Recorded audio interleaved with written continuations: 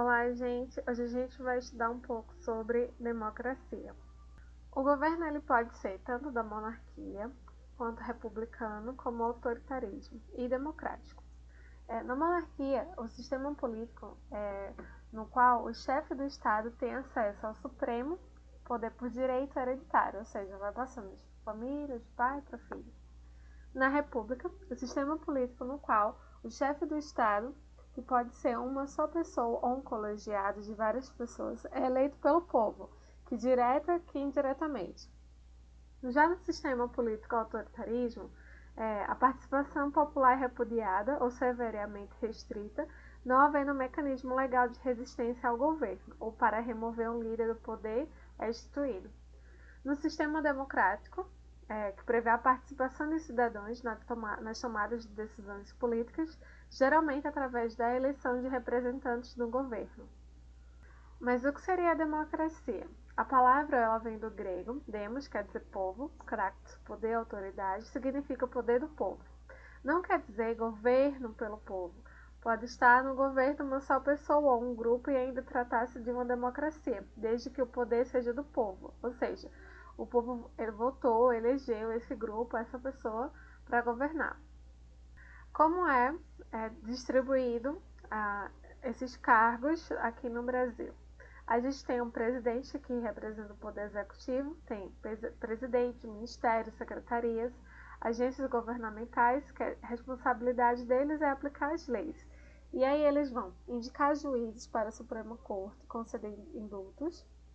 A gente tem um judiciário, que entra a Suprema Corte, os tribunais regionais, os juizados, e a responsabilidade é interpretar as leis.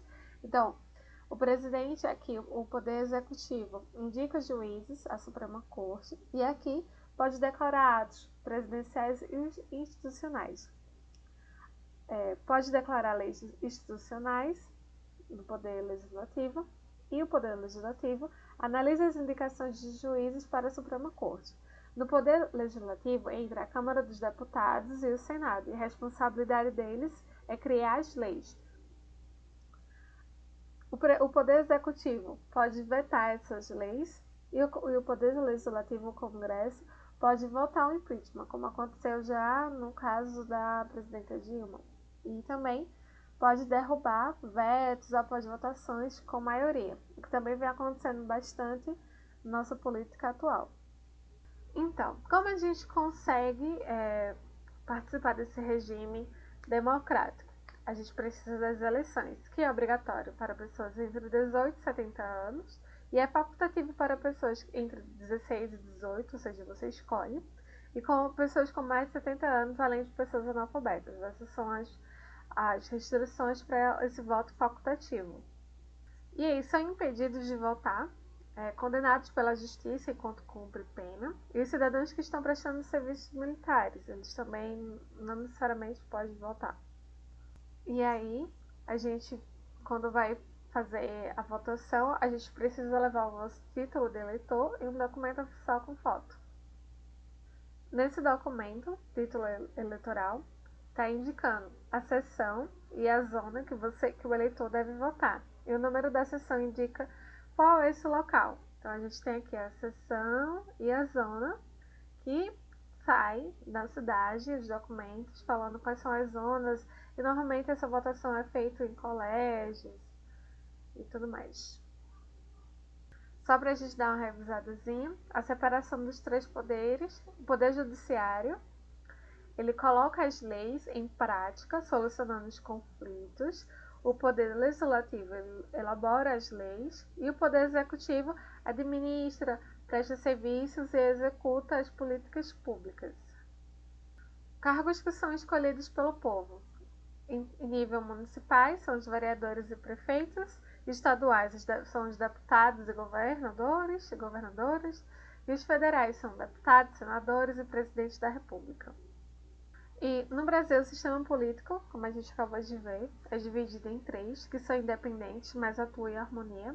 O executivo administra a coisa pública, aí os cargos são prefeito, governador e presidente, eles vão administrar. O legislativo legisla e fiscaliza o executivo, ou seja, eles vão ver se eles estão fazendo o trabalho direitinho. e são os cargos de vereadores, de deputados e senadores. O judiciário, ele vai julgar e vai aplicar as leis, e são os cargos de juiz, de promotores e de ministros dos tribunais.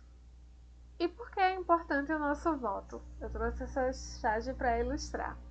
Você é um político safado, safado é você que votou em mim. Então veja, é uma sátira de que às vezes a gente aponta muito o dedo para os políticos e tudo mais, só que muita gente comete o que chamamos de analfabetismo político, ou então de não ter consciência política, de vender o seu voto.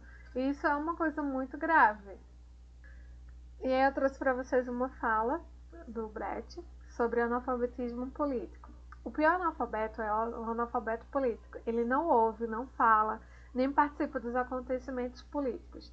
Ele não sabe o custo de vida, o preço do feijão, do peixe, da farinha, do aluguel, do sapato, do remédio, depende das decisões políticas.